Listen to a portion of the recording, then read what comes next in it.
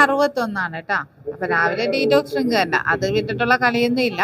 രാവിലെ കുത്തി കൊന്നാലും വെള്ളം കുടിക്കാത്ത തന്നെയായിരുന്നു. അപ്പൊ ഇതോടുകൂടി അങ്ങനെയുള്ള ശീലങ്ങളൊക്കെ പഠിച്ചിട്ടുണ്ട്. പിന്നെ സ്കൂളിൽ പോകുന്നതിന് തൊട്ട് പിന്നെ സ്മൂത്തിയും അതുപോലെ തന്നെ മുട്ടയാണ് കൊടുത്തത്. ഞാൻ രാവിലെ ഒരു ഗ്ലാസ് ജീരകവെള്ളം എടുത്തു.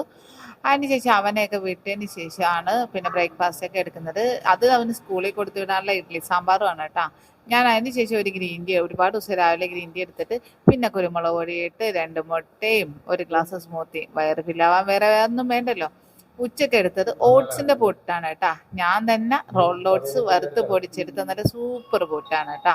അപ്പൊ ഞാൻ ഉണ്ടാക്കിയിട്ട് പറയാലോ, സൂപ്പർ ടേസ്റ്റ് ആയതുകൊണ്ട് പറഞ്ഞാണ് കേട്ടാ.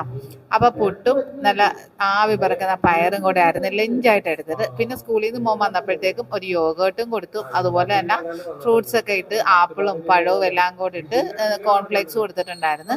ഞാൻ വൈകിട്ട് ഒരു ഗ്ലാസ് വിത്തൗട്ട് തണ്ണിമത്തൻ ജ്യൂസും കുറച്ച് ചെറുപയറും കഴിച്ചിട്ടുണ്ടായിരുന്നു. പിന്നെ ഡിന്നറായിട്ട്